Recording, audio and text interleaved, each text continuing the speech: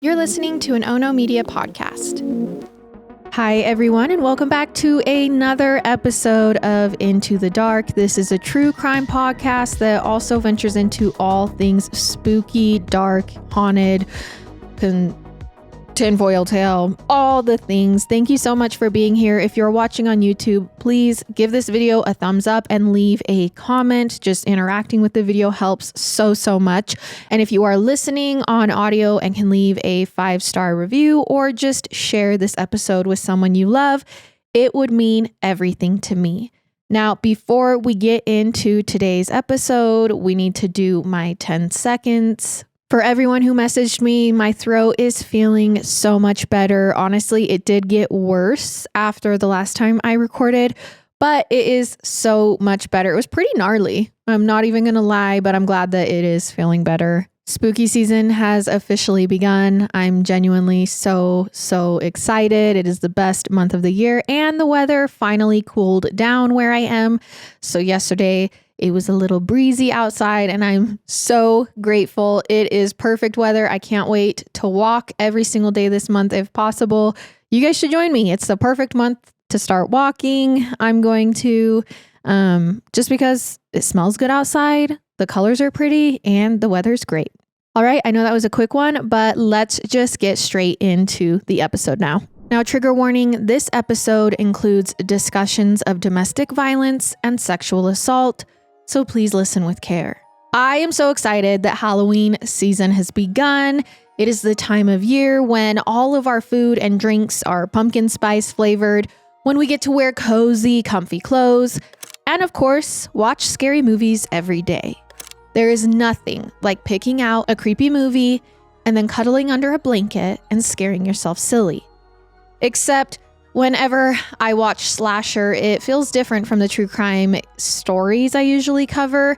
I mean, sure, there is a lot of murder in the slasher movie, but it's just not realistic for one killer to go on a spree and kill countless people in the course of a few days, right?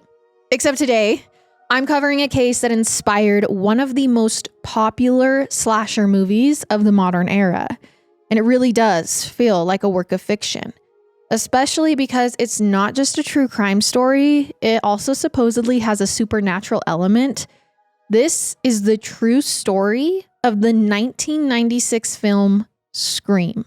And just like in Scream, this real story began with a shocking and gruesome murder. It happened on August 24th, 1990, so 6 years before the movie, when 2 University of Florida students lost their lives. Their names were Sonia Larson and Christina Powell, and they were both only 17 years old. They lived in the same apartment, which was in Gainesville, Florida, and that's also where they lost their lives. Now, from what the police were able to determine, someone broke into the girls' apartment very early in the morning while both women were asleep back in 1990. Then the intruder walked into Christina's bedroom and stabbed her. Now, of course, Christina immediately woke up and began struggling and fighting back, but the attacker actually duct taped her mouth so nobody could hear her scream. And then he continued to slash her repeatedly until she died. The violence was brutal and effective. It took Christina less than a minute to die of her injuries. And even though she fought back hard, getting scratches on her arms and torso, she didn't raise even enough commotion to wake her roommate, so Sonia was still asleep at this point. It was very easy for the killer to then creep from Christina's bedroom to the couch where Sonia was dozing. But she woke when she heard the distinct sound of duct tape being ripped off a roll. She opened her eyes just as the attacker was putting the piece of tape over her mouth. And just like her roommate, she fought back.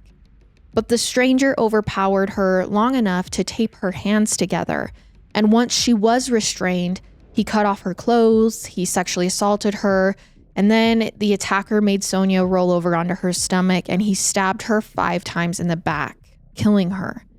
And as horrible as this all was, the killer still wasn't done. He actually then mutilated Christina and Sonia's bodies. Among other things, he cut off some of their flesh and took it with him. He also posed their remains It was a way to ensure that once the police found the crime scene, they would know that this was an intentional, gruesome, disgusting murder. The killer was taunting both his victims and the authorities. And sadly, the violence didn't end there. The very next night, on Saturday, August 25th, an 18-year-old woman named Krista Hoyt was out having fun. Krista was a college student. She lived just 2 miles away from Sonia and Christina. So it was a Saturday night and Krista wanted to have fun. So she stayed out until well after dawn. It was close to 11 a.m. when she finally got home. And the moment she stepped into her apartment, she could tell that something was wrong. There was a sliding glass door that she kept closed and locked, but now it was open. And before Krista even had a chance to process what she was seeing, she felt an arm wrap around her neck. Someone had just grabbed her from behind. Krista had no way of knowing this, but it was the same man who had killed Sonia and Christina just the night before. He had spent hours waiting for Krista to get home. And now that he had her in his grasp, he worked quickly. Just like before, he overpowered her, then used duct tape to gag and restrain her. The man wrestled her into the bedroom, and that's where he sexually assaulted her and stabbed her. Once she was dead, the man also mutilated her body the same way he did the other two. But this time, he one-upped himself and he cut off Krista's head and set it on her bookshelf. Basically, he posed it so Krista would have to look at her own decapitated body. Again, this is horrible, gruesome, evil. So by this point, there had been 3 murders in 2 days on this college campus. All of the victims were students of the University of Florida, which is why news reports gave the unidentified killer a nickname, the Gainesville Ripper. Now, nobody knew if the Gainesville Ripper would strike again. As Sunday, August 26th came and went, everyone was on edge. All across the campus, people stayed inside with their doors locked. Locals went out to buy weapons that they could use to defend themselves, and they all kept asking themselves, who could actually do this? But by the time the day ended, there was no new reports of more murders, and maybe a few people breathed a sigh of relief. Maybe this killing spree, whoever had done this over the last 2 nights, was over. But then came Monday, the 27th. That night, 23-year-old Manny Taboda was asleep in his apartment, which he shared with his 23-year-old roommate, Tracy Paulus. Now, once again, they were both students at the University of Gainesville, but unlike the other victims, Manny was male. This obviously didn't stop the Gainesville Ripper from breaking in. He crept into Manny's room and then stabbed him while he was asleep. Manny woke up, struggled a little bit, but he was already too badly hurt to save himself. Still, he did make a lot of noise while he was fighting the Gainesville Ripper, and it was loud enough to wake Tracy. So she got out of bed and walked toward Manny's room to see what was going on. Except as soon as she looked in the door and saw this person stabbing Manny, she was terrified. Tracy had seen the news reports, everyone had. She knew what this man had done to other girls on campus. So right away, she turned and ran. She made it all the way to her bedroom where she closed and locked the door. But remember, it's 1990 and most people don't have cell phones yet. So Tracy had no way to call 911 to get Manny help or herself help. All she could do was try to keep herself safe and alive. Now, unfortunately, the Ripper had spotted her when she had walked in to Manny's room. And while Manny wasn't dead yet, he was hurt enough that there was no risk of him getting away. So the Gainesville Ripper marched from Manny's room to Tracy's locked door, and he rammed his shoulder against it until it broke down. From there, Tracy's final moments played out just like the other victims had. The Ripper held her down, duct taped her mouth and hands, sexually assaulted her, and then stabbed her to death. And afterward, he mutilated and posed her body. By the time he was done, Tracy and Manny were both dead, and they were now the 4th and 5th victims in this rampage. So naturally, the people of Gainesville were terrified at this point. A serial killer was on the loose. He had already taken 5 lives, and it didn't seem like the police were any closer to catching him.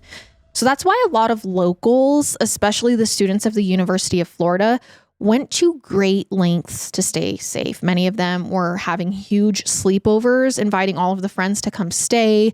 The idea was that it felt more secure to cram 4 or 5 people into a living room than to let everyone fall asleep in their own bedrooms. Sometimes they'd make people take turns staying awake through the night so someone would have an eye on the door and be ready to yell for help. On top of that, everyone used the buddy system at this point. Even if it was the middle of the day, people would not go outside unless they had someone with them.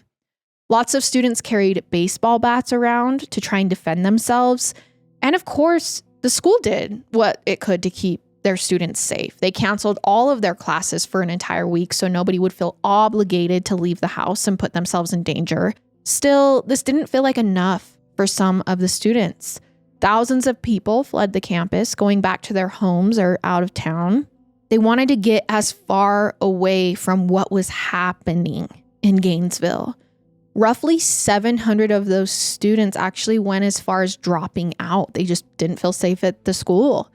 And the thinking was that even if the killer was caught, they still didn't want to be on a campus where so many gruesome murders had happened in a span of days. Now, naturally, while this was going on, the police were doing everything they could to try and solve these horrible crimes. But the problem was that the killer was good at covering his tracks. The investigators wanted to gather DNA from the bodies, including semen samples from the victims who had been sexually assaulted.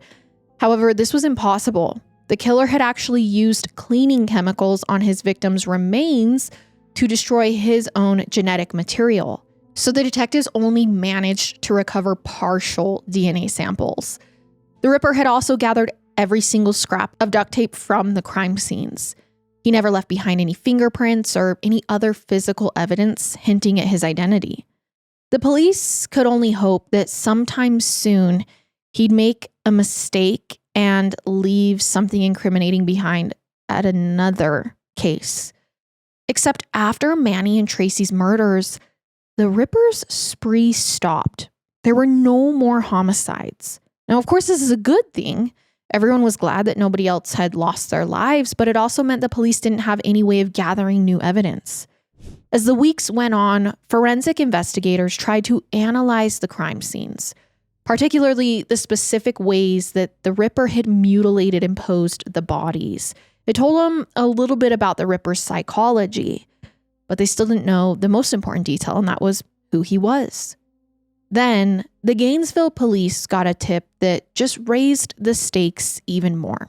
See, a few days after the murders, some officers from Shreveport, Louisiana reached out to the Gainesville PD. They thought the Ripper may have been connected to even more unsolved murder cases from their town. So now let's go back to November of 1989, about 10 months before that spree in Florida. On the 4th, someone broke into a home that was shared by 3 people. 55-year-old Tim Grissom, his 24-year-old daughter Julie, and his 8-year-old son Sean. The home intruder killed all 3 of them and mutilated and posed the bodies afterward. And the specific way that he disfigured the remains now looked familiar. It was very similar to the murders in Florida. The officers thought this can't be a coincidence. Maybe these crimes had all been committed by the same person. So from there, the different departments compiled the genetic evidence they had. Like I said before, the Gainesville police had partial DNA. There was just enough of it to compare with the samples the Shreveport officers had gathered from the triple murder scene. And I'm not going to lie, it took a while. By January of 1991, the investigators confirmed that the murders had all been committed by the same person. And not only that, the officers were finally actually able to determine the killer's identity. Because get this, he already had a criminal record and had been arrested before. He was in the Shreveport database. And more importantly, while the officers were learning all of this information, they got another useful tip. It was from a woman who had lived in Shreveport at the time of Tom, Julie, and Sean's murders, the first ones. She knew of a neighbor who had always seemed just a bit aggressive and violent, and he had left town right before the killing spree in Gainesville. The man she named was the exact same person whose DNA matched the Gainesville crime scenes. And most important of all, The investigators didn't have to track him down or figure out where he had fled to after the Gainesville murders because they already knew where he was. He was sitting in jail in Marion County, Florida, which was about 40 miles away from Gainesville. And he was facing charges that had nothing to do with the killing spree. His name was Danny Harold Rolling. Now, Danny was born back in 1954 in Shreveport, and unfortunately, he grew up in a very abusive environment. His father was physically violent against Danny, his mother, and his younger brother. And on top of that, one night when he was young, Danny witnessed a horrific crime. He was having dinner with his parents and his grandparents, and that's when his grandfather and grandmother started fighting. And the grandfather actually became so angry that he picked a knife up, and then with his free hand, he grabbed his wife by the hair and began sawing at her neck with the knife. And he actually didn't stop until he cut off her head. And he did this right in front of Danny, who witnessed this entire gruesome scene. Needless to say, this was all very disturbing for a young boy, and by the time he was in middle school, he was acting out and getting into lots of trouble. This was also when he began to be sexually aggressive against the girls and women that he knew. When Danny was just 14 years old, he got caught spying on a neighbor girl. She was changing in her bedroom, then turned to see Danny looking through her window. Of course, she told her parents, who talked to Danny's father, and then his father beat him up, which is what he always did when he was angry at Danny. So as soon as Danny turned 18, he tried to enlist with the military. His first choice was the Navy, but his application was rejected. So instead, he joined the Air Force. But Danny only lasted a short while before he quit. And that's when his life of crime actually began. Danny was in and out of jail throughout the 1970s and 80s. He stole and did drugs. And during this time, Danny also got married. He was physically abusive against that wife. So this meant he also frequently got arrested for domestic violence on top of everything else. Eventually, she leaves him. And Danny was so angry that he decided to punish the next woman he saw who reminded him of his ex-wife. He tracked down a stranger who resembled his former wife and raped her. Now, Danny's criminal record was getting longer by the day, and you may be wondering, how is this guy even out? Well, the answer is that most of the time, he wasn't let go on purpose. Danny became an expert at breaking out of jail. So it almost didn't matter what crimes he was convicted of or how long his sentence was. He always found a way to get free again. And in the midst of all of this, he killed someone for the first time. But it wasn't a murder. Danny was in a car accident and a woman died in the car crash. It wasn't intentional, but it took a toll on Danny's mental health. He spiraled, and ironically, he dealt with the shame of taking another person's life by becoming even more violent. It all culminated on November 4th, 1989, when Danny crossed the line and became an actual murderer. That's when he killed Tom, Julie, and Sean in Shreveport, his hometown, his home neighborhood. The police still weren't sure why he chose to target these three people or what his motives were, but the pieces were starting to come together. By now, the investigators understood that Danny was driven by anger. When things did not go the way he wanted them to, he would lash out and hurt other people. For example, in May of 1990, Danny got fired from his job. Now, he always had a hard time staying employed. He was regularly getting let go, but for some reason, this time around, Danny took the termination personally. That same night, he went back home. He had a gun with him. And the moment Danny saw his father, who lived with him at this point, he fired twice. He didn't pause to see if his dad was okay or bother to call an ambulance. He just turned and walked away, leaving his father to die. Now, the father had been shot once in the torso and once in the face.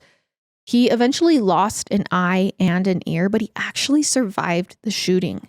But Danny didn't even stick around to learn all of this. He'd already decided he couldn't stay at home and wait for the police to arrest him. He had to skip town. So Danny began using a fake name and he moved to Gainesville, Florida. Except he didn't have any money. He couldn't afford to rent an apartment, so instead he actually camped out in a tent. It was pitched in a wooded area very close to the University of Florida campus. And interestingly, there was a street not too far from the woods that was full of apartment complexes.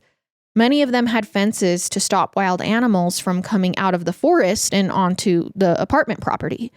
But Danny realized it was pretty easy to jump the fence and slip through holes, and that's when he got into a habit. He would sit outside of apartment buildings and watch the residents through their windows. And in particular, he made note of which units had young women living in them. He'd watch them come and go, living their lives. He'd fantasize about hurting them. And then finally, on August 24th, he escalated. That is when he broke into Christina and Sonia's home to assault and murder them. The next night, he did the same thing in Krista's apartment. He had been surveilling her for days prior to the attack. Perhaps that's why he was so elaborate when he posed her body after the murder. And then finally, he struck against Manny and Tracy. But by then, Danny was seriously broke and he needed to get food and more supplies for his crimes, which meant he needed to get his hands on some money. So on August 27th, the same day he killed Tracy and Manny, instead of continuing his murder spree, Danny actually robbed a bank in Gainesville, and he got away with a big wad of cash, which he stashed in his tent in the woods. Now, later that evening, police were actually patrolling the area. They were on edge after all of the murders. So when an officer saw Danny creeping through the trees, he immediately ordered Danny to stop. Well, Danny does not surrender. He breaks into a run. The officer chased him all the way back to the tent. That's when they find the stolen money.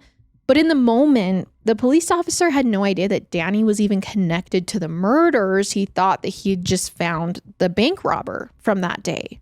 Now, either way, the police arrested him and charged him with burglary, which was why he found himself sitting in a jail cell 4 months later in January of 1991. And then the police got the DNA evidence and the tips about Danny, and they realize he's sitting in jail for the bank robbery, and they pull him into questioning. And before long, Danny admits what he had done. He says, yeah, I'm the Gainesville Ripper. Now, of course, the police charged Danny with all of the murders, and he hired a lawyer that began preparing his defense. He tried to argue that he wasn't mentally competent to stand trial. Danny claimed he had developmental disabilities that prevented him from understanding what he was doing. Except mental health professionals examined him, and they did not buy the argument. They agreed that Danny did have some disabilities, but he still knew right from wrong. Now, Danny's trial was scheduled for February of 1994, and he was facing 5 counts of murder. Ultimately, rather than fight these charges, Danny actually pled guilty. To be clear, he didn't accept a deal or bargain for a lighter sentence. After Danny admitted to his guilt, he was sentenced to death. And this probably won't come as a surprise, but the whole trial and sentencing phase, him pleading guilty, was a huge news story. Of course it was. Danny had traumatized the entire community of Gainesville with his brutal, grotesque crimes. So now people all throughout the United States wanted to make sure that he would face justice. They tuned in whenever the nightly news did a story about the case. They bought papers, they gossiped about it. And this included an aspiring writer named Kevin Williamson. Now, as soon as he heard about Danny's killing spree, he realized it would make a pretty good scary movie. So he wrote a screenplay for the film that we now know as Scream. Except it wasn't a particularly accurate adaptation of the story. It was very much a work of fiction. For example, in the film, the killer targets high school students, not college students. I don't want to spoil the ending, but let's just say the film's murderer was very different from Danny. Now, either way, as you know, Scream was a huge Halloween hit. It brought slashers back into the mainstream after they had been unpopular in Hollywood for years. And the release injected a lot of new excitement and energy into the horror genre. But even while people were flocking to the theaters to watch this movie, very few of them even realized that Scream was based on the true story of the Gainesville Ripper. And in the meanwhile, Danny remained on death row. He filed a number of appeals, all of which got rejected. On top of that, he began telling guards and reporters that he wasn't actually responsible for the murders. He just pled guilty. To be clear, Danny still admitted that he committed all of them, but now he's saying it wasn't his fault. According to Danny, during his killing spree, he believes now that he had been possessed by a demon. This evil spirit had taken control of his body, and it had forced him to do these horrible, violent things. At other times, he would tell a different variation of the story. Danny would go on to say he had multiple personalities, one of which was a serial killer. So then his excuse wasn't that he was literally possessed, but that he had a psychological condition that was similar to a possession. Either way, he supposedly wasn't in control during the murders. He didn't want to pay the price for them. And of course, lots of people chose not to believe his story. After all, he couldn't even keep his excuses straight.